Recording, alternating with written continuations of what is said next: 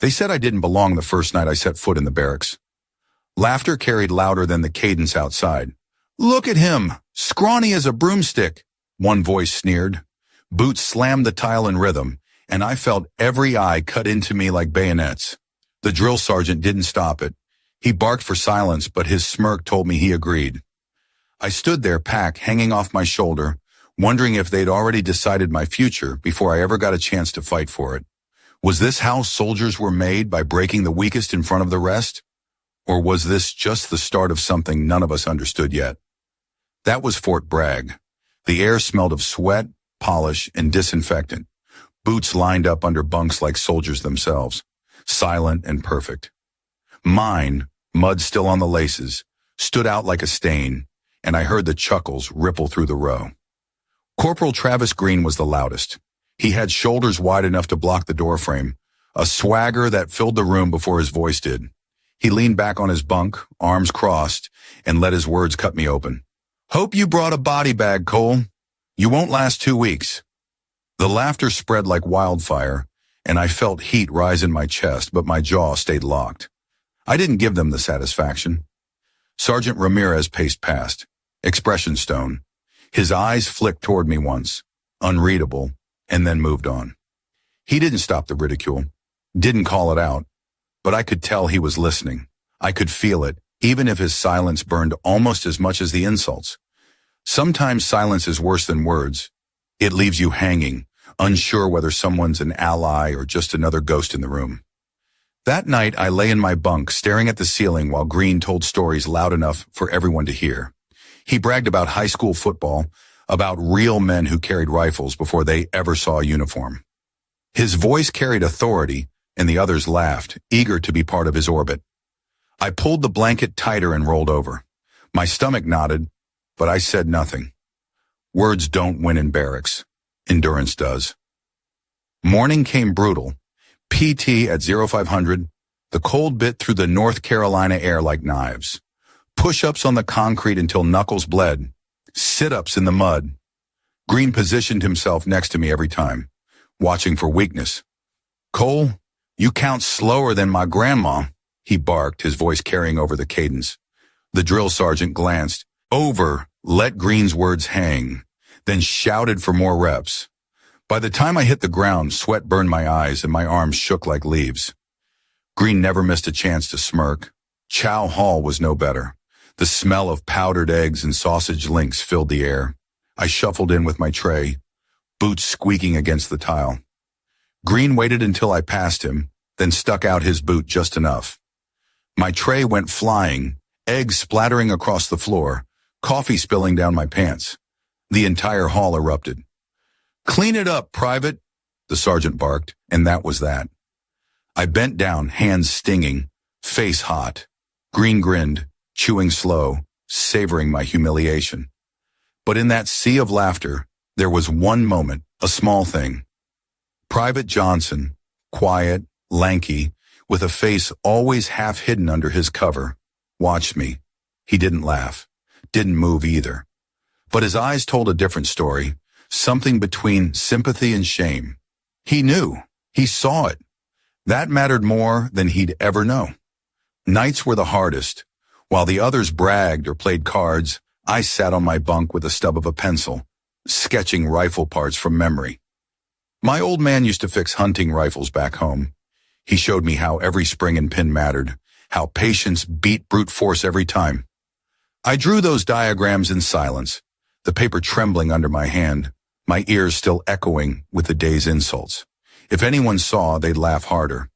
But it was the only thing that steadied me. The only place I felt like maybe I wasn't nothing. Days blurred. Insults became background noise. Farm boy. Stick legs. Dead weight. Each word chipped at me, but something deeper grew where the cracks formed. I learned to lock my jaw, steady my breathing, move one rep past failure, 1 second longer in the mud. Discipline wasn't about looking strong. It was about not giving in when every fiber screamed to quit.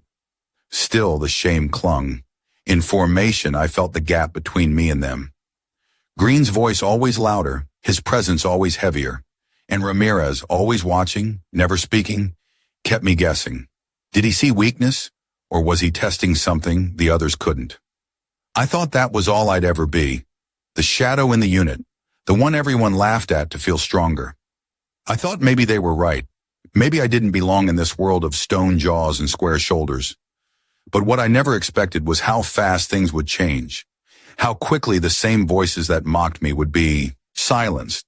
I didn't know it then, but the cracks they carved in me were shaping something harder, sharper, and unbreakable. If this story resonates with you, don't forget to hit the like button and subscribe to the channel so you won't miss the next chapters of this journey. Rain has a way of finding every weakness in you.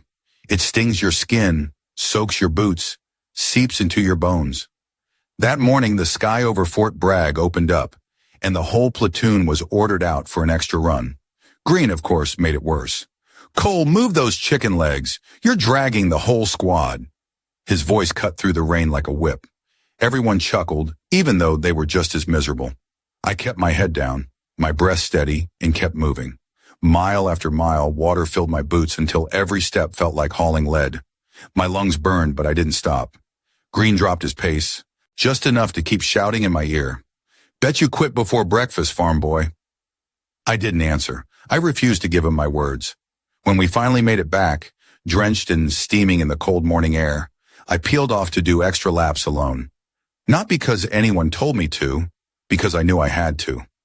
Green leaned on the bleachers, smirking as the others stumbled toward the barracks. "Look at this idiot, trying to prove something." His voice echoed across the track, but I ran on. My thighs trembled, my vision blurred, but there was a voice in me louder than his. "Keep going. One more lap, then one more, until my body gave out or my will won."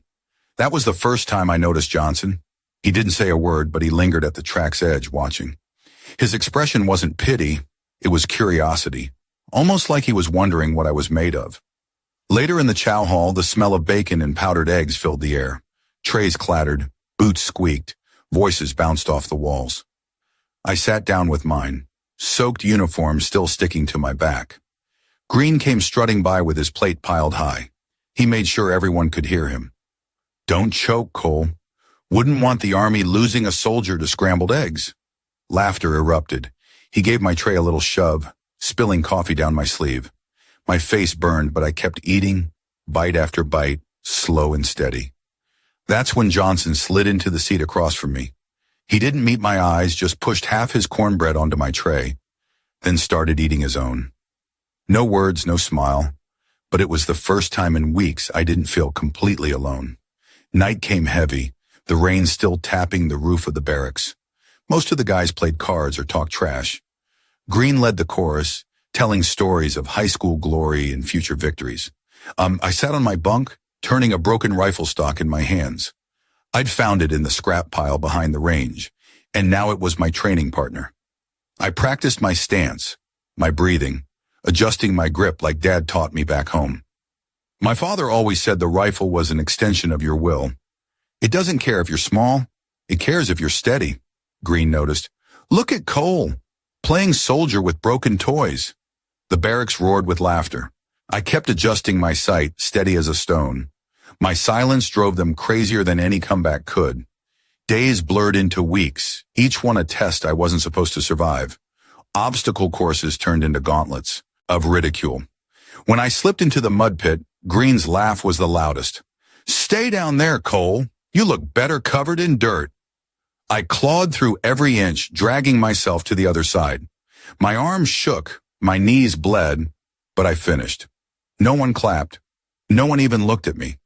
But I saw Ramirez watching from a distance, arms crossed, face unreadable. He didn't scold me, didn't encourage me, just watched. And I wondered if he was waiting to see if I'd break. The weight kept piling on. Rifles to clean, boots to shine, gear inspections where Green whispered insults just loud enough for me to hear. "You'll get someone killed, Cole. Mark my words." His breath smelled of coffee and arrogance. I stood there, boots lined straight, gear squared away, jaw clenched. I thought maybe I was numb to it all. But the truth is, every word left a mark. I carried those marks like invisible bruises. And maybe in some twisted way, they were making me stronger. Then came the moment that changed everything. It was late, lights out, the barracks heavy with snores and silence. I sat on my bunk, sketching rifle diagrams by flashlight, the paper damp from sweat. Green woke to the faint scratch of my pencil. He sat up, eyes glinting in the dark. "What the hell are you doing, Cole?" he barked, waking half the squad. I froze. The flashlight caught the diagrams, detailed, precise, every spring and pin mapped out. He snatched the paper from my hands, held it up for everyone. "Look at this! Little Cole thinks he's some kind of weapons genius." The others laughed, voices sharp in the dark. But Green's laugh stopped first. His eyes lingered on the page and something shifted. His smirk faltered. He didn't understand all of it, but he knew enough to realize this wasn't just doodling. It was knowledge. It was skill. More than he had. The room went quiet for the first time in weeks. Green's fist crumpled the page, but his silence said everything. The ridicule died in everyone's throats. Johnson, half awake, glanced from the crushed paper back to me, then gave the faintest nod. No one else said a word. That was the night they realized I wasn't as weak as they thought. Maybe I wasn't strong yet. Maybe I still had miles to go. But I had something they couldn't laugh away anymore. If this story resonates with you, don't forget to hit the like button and subscribe to the channel so you won't miss the next chapters of this journey. The day of the field exercise started, like any other, but you could feel the tension hanging heavy in the air. Boots scuffed against gravel, rifles clinked against gear, and the smell of sweat and gun oil clung to every uniform. We were headed into the mock village, a live drill designed to push us past exhaustion, test our nerves under fire, and expose the cracks in every squad. Everyone knew Green would take charge. He thrived on moments like this, the spotlight of command, barking orders loud enough for the whole base to hear. Me, I was shoved to the back, rear security, the role no one wanted and the one they always saved for the weak link. Green made sure to rub it in. "Cole, stay out of the way. If we need coffee, we'll call you." The squad laughed. I just adjusted my pack and nodded. Same routine, different day. Or so I thought. We hit the perimeter of the village just after dawn. Smoke grenades popped, filling the air with a haze that stung the eyes and burned the throat. Gunfire cracked from hidden speakers, simulating enemy fire. The squad moved forward in formation, Green at the front, chest out like he was marching into history. I scanned the alleys, hands tight on my rifle, ears tuned for anything out of place. That's when the first problem hit. The radio crackled once, then died. Green yanked it off his shoulder, slapped it against his palm, cursed, and tried again. Nothing. The squad froze. "Keep moving," Green barked, pretending like nothing was wrong. But I could see it in the others' faces. The unease, the creeping panic. A squad without comms is a squad blind and deaf. I knew the problem before he even tossed the radio aside. The old man back home had drilled those circuits into my head. Radios weren't built to take the pounding Green gave them. One wire loose, one connection weak, and you might as well be shouting into a brick. I slid forward, keeping low. "Let me take a look," I said quietly. Green spun on me, eyes burning. "Stay in the back, Cole. Don't make me say it again."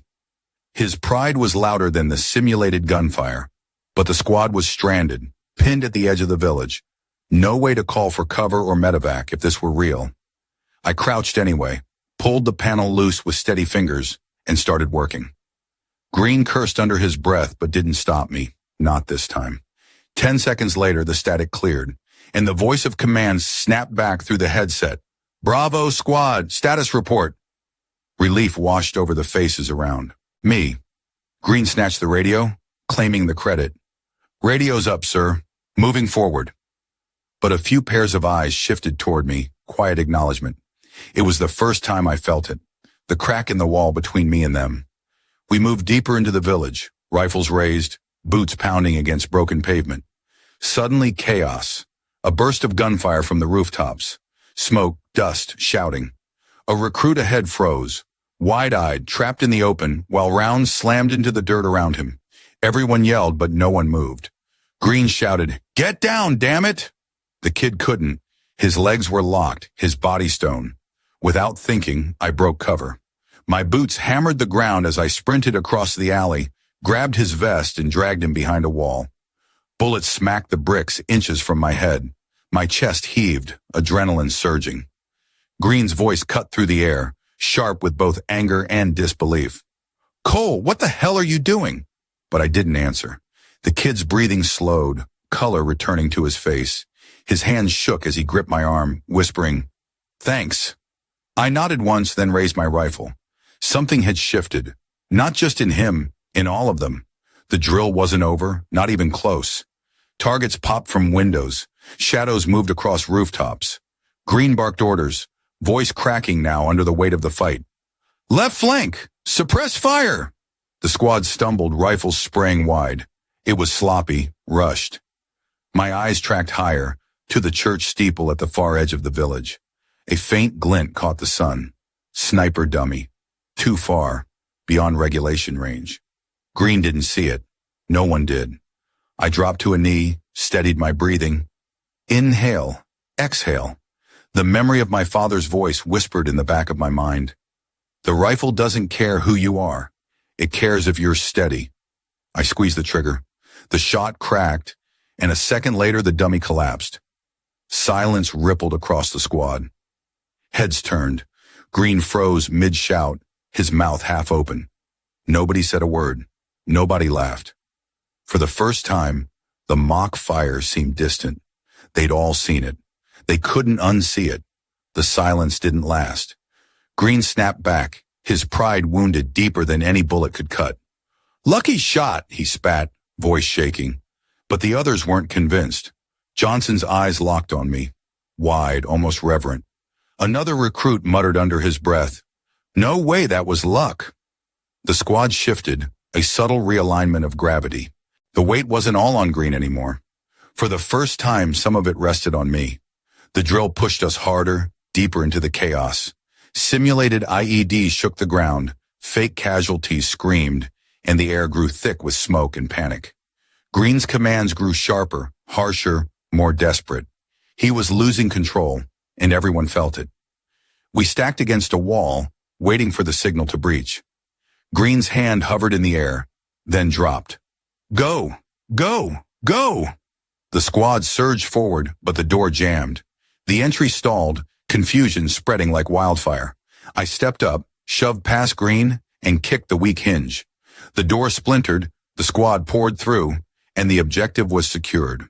Training staff on the sidelines scribbled notes. Green's face burned red. He looked like he wanted to tear me apart right there. But he didn't. He couldn't. Everyone had seen it. By the time the drill ended, the transformation was complete. The squad stood in the clearing, sweat pouring, chest heaving, rifles slung low. Green gave the debrief, but his voice was flat, his words hollow.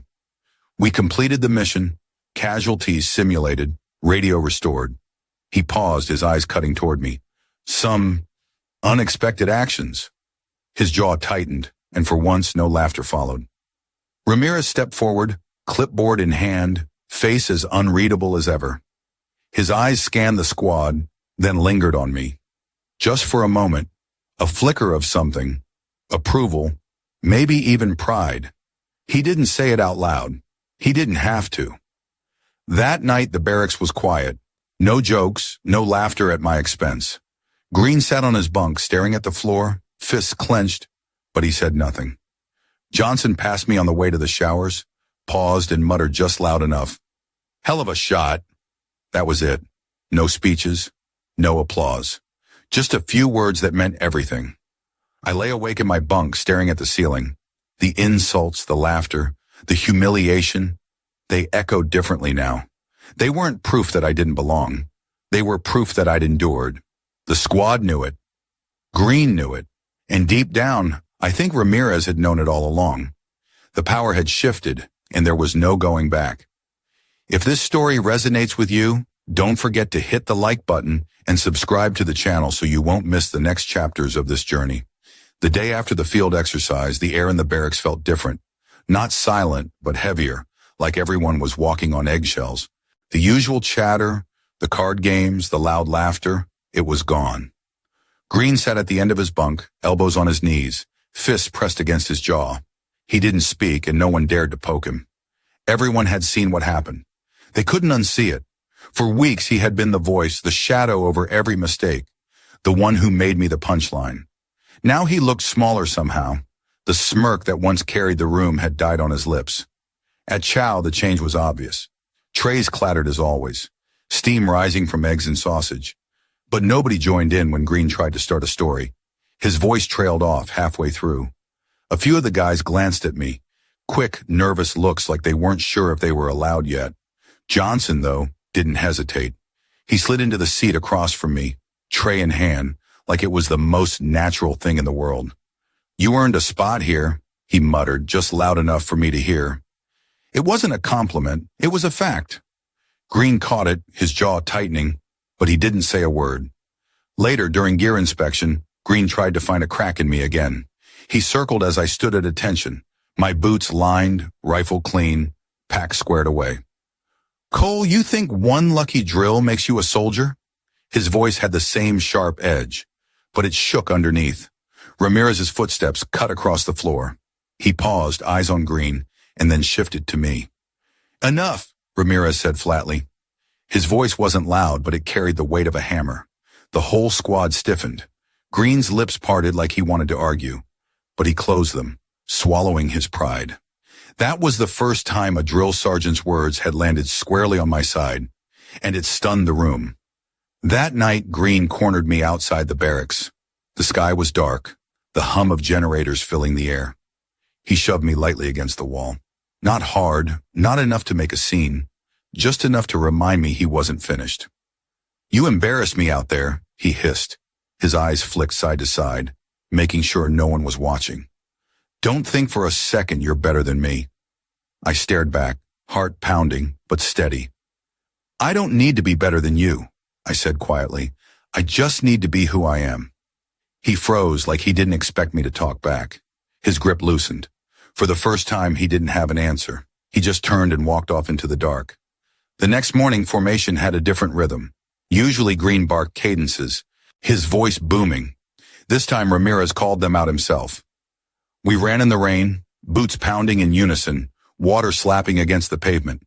I was no longer dragging at the back. I kept pace, step for step, alongside the others. Green ran up front, shoulders rigid, but his voice stayed silent, and for once no one missed it. During the after-action review in the briefing room, we all sat on metal chairs, rifles stacked in the corner. The air smelled of sweat and paper. The commander walked in, folder under his arm, Ramirez at his side. "Bravo, squad," he said, flipping through notes. "Completed the exercise with one of the lowest casualties simulations we've seen this cycle." Heads lifted. A murmur spread.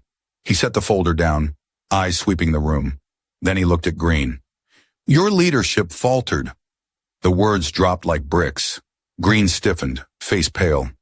"But the squad adapted, because someone stepped up when it mattered." His eyes shifted to me. My chest tightened. "Private Cole."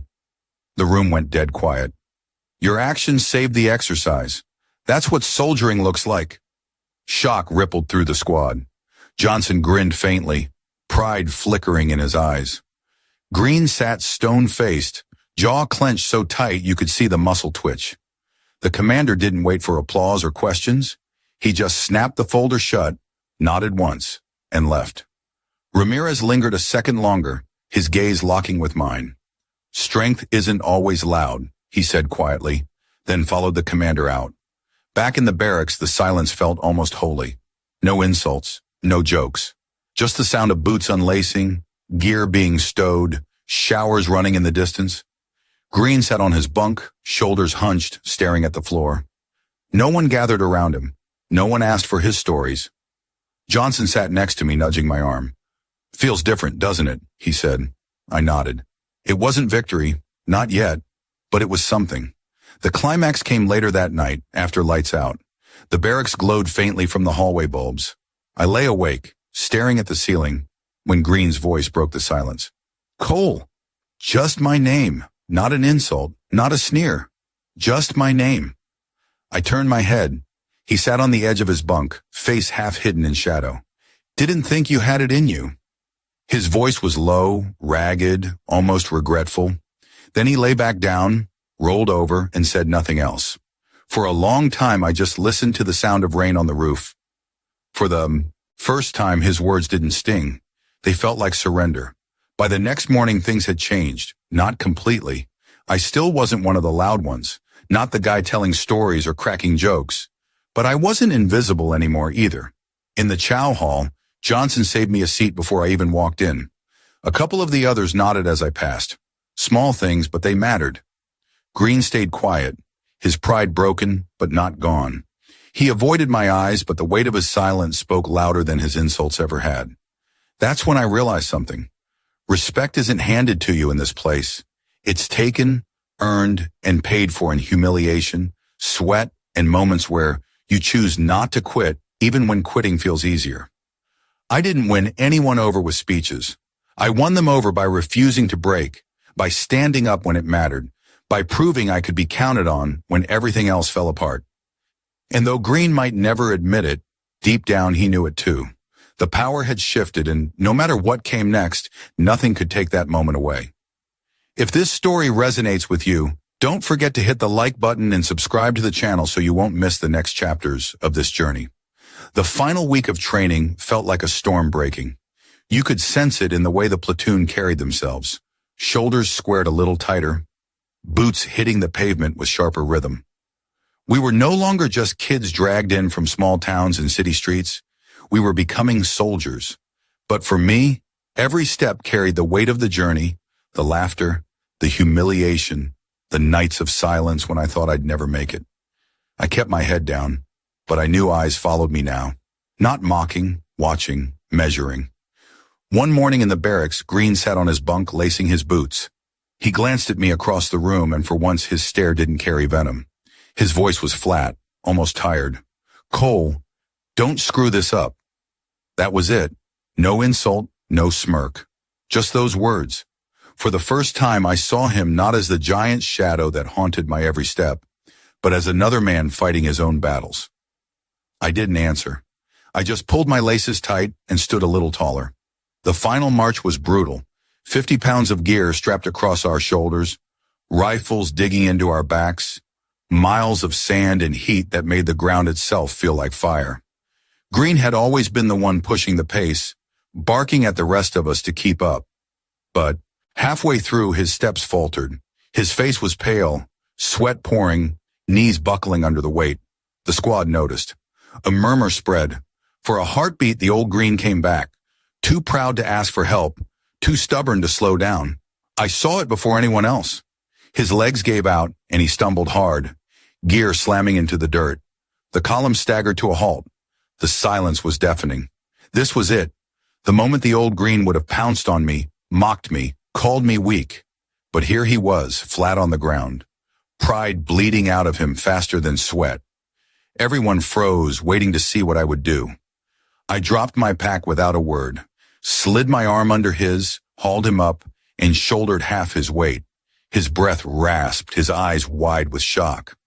Why are you doing this?" he muttered, voice cracking. I answered steady without hesitation. "Because that's what we do. We carry each other."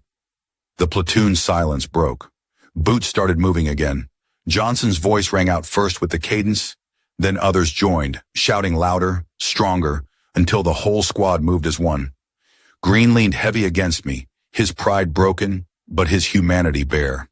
In that moment, every insult, every laugh, every bruise from weeks before melted into something else. Respect. Not the kind shouted across the barracks, but the kind earned when no one else is looking.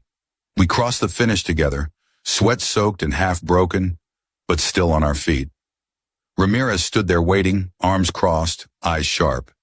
He looked at me first, then at Green slumped against my shoulder. A small nod, barely visible, but it hit harder than any metal. "That's soldiering," he said simply. That night in the barracks, the air was quiet again, but not heavy this time. A calm kind of silence. Johnson nudged my bunk, grinning. "Never thought I'd see Green carried by you." I shrugged, a faint smile tugging at my lips. Across the room, Green sat with his head down, then finally raised his eyes. For the first time, he gave me a slow, almost imperceptible nod. No words, no bravado, just respect. I lay back on my bunk, staring at the ceiling the same way I had that first night. But everything felt different now. I wasn't the kid they mocked, the one left behind in the mud. I was part of them, and they knew it. Sometimes strength doesn't come from being the loudest or the biggest. Sometimes it comes from enduring long enough to prove who you really are. That night I finally believed I belonged. If this story resonates with you, don't forget to hit the like button and subscribe to the channel so you won't miss the next chapters of this journey. The last image I'll leave you with is this: a young private, once mocked and dismissed, standing beneath the American flag at dusk. The wind tugged at his uniform, boots still muddy from the march, face steady and unflinching. Around him, the platoon that once laughed at him now stood silent, lined in formation. No cheers, no speeches, just a shared stillness.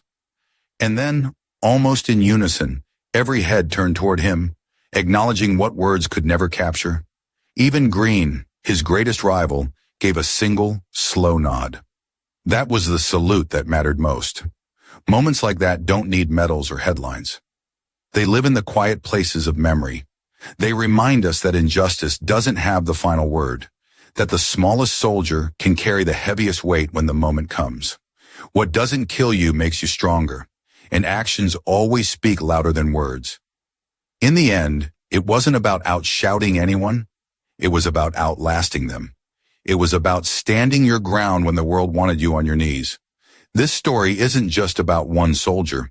It's about every man or woman who has been overlooked, doubted, underestimated, and who kept going anyway. It's about dignity reclaimed, respect earned, and brotherhood forged not by talk, but by sacrifice. You reap what you sow, and when you sow resilience, courage, and honor, you harvest something no one can ever take from you. So I'll ask you, where has life tested you like that? When did you feel counted out, but kept moving anyway? Share it below in the comments. If this story hit you, hit that like button. It tells us we're walking the right path. And subscribe if you want to keep hearing stories that remind us of who we are, what we stand for, and why we never stop. Until next time, stay strong, stay steady, and never forget, you're not alone in the fight.